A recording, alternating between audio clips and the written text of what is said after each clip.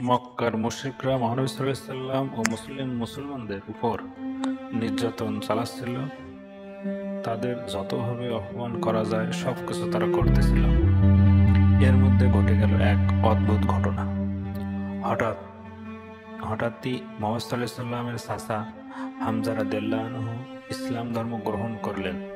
তবে তার ইসলাম গ্রহণের ঘটনাটা ছিল অদ্ভুত।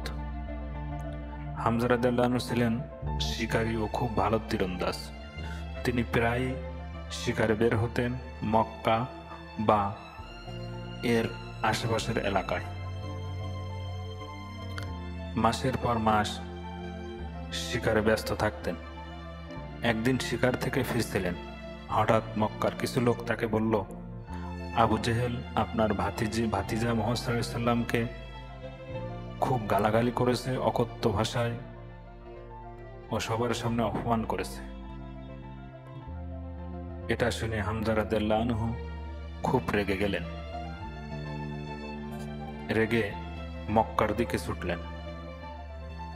মক্কার যে দেখলেন আবু জাহেল সেখানে আছে। তখন রেগে তার ধনুকটি হাতে নিয়ে আবু জাহেলের গালে খুব জোরে একটি চড় মারলেন। চড় মারার সাথে সাথে আবু জাহেলের মুখ দিয়ে এক ঝলক রক্ত বের হলো। তখন হামজা রাদিয়াল্লাহু আনহু বললেন, তোমার সাহস হয় কিভাবে আমার ভাতিজাকে অপমান করা? কারণ কি সে ধর্ম প্রচার করে বলে?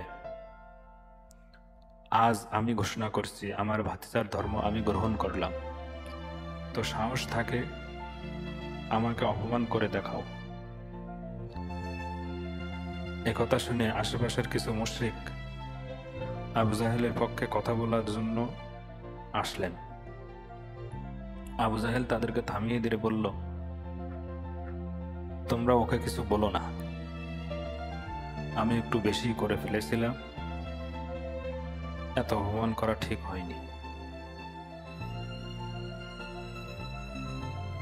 হামজা রাদিয়াল্লাহু আনহু রাগে অন্ধ হয়ে আবু জাহেলের কথা শুনতেছিলেন।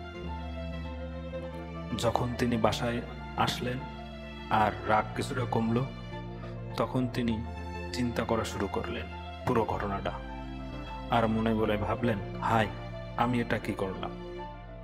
আমি ঘোষণা করলাম সবার সামনে আমি ইসলাম ধর্ম গ্রহণ করেছি, কিন্তু ইসলাম সম্পর্কে তো আমি কিছুই জানি না। এটা সত্য ধর্ম না মিথ্যা? আর আমি যে ঘোষণা করেছি আমি হলো একটা গোত্রের প্রধান, আমার এই ঘোষণা তো আর ফিরিয়ে নেওয়া যাবে না। ফিরিয়ে নিলে আমার মান সম্মান থাকবে না। তখন তিনি আল্লাহর কাছে দুহাত তুলে দোয়া করলেন, হে আল্লাহ, মুহাম্মদ সাল্লাল্লাহু আলাইহি সাল্লামের ধর্ম যদি সত্য হয় তাহলে আমার অন্তরকে সেদিকে পরিচালিত করুন, আর যদি মিথ্যা হয় তাহলে আমাকে মৃত্যু দিন। পরদিন সকালে হামজা রাদিয়াল্লাহু আনহু তার ভাতিজা মুহাম্মদ সাল্লাল্লাহু আলাইহি সাল্লামের কাছে গেলেন এবং পুরো ঘটনাটা বললেন। মহানবী সাল্লাল্লাহু আলাইহি সাল্লাম ইসলামের মৌলিক বিষয় এবং মহান আল্লাহ তাআলার পরিচয় সম্পর্কে বিস্তারিত বললেন।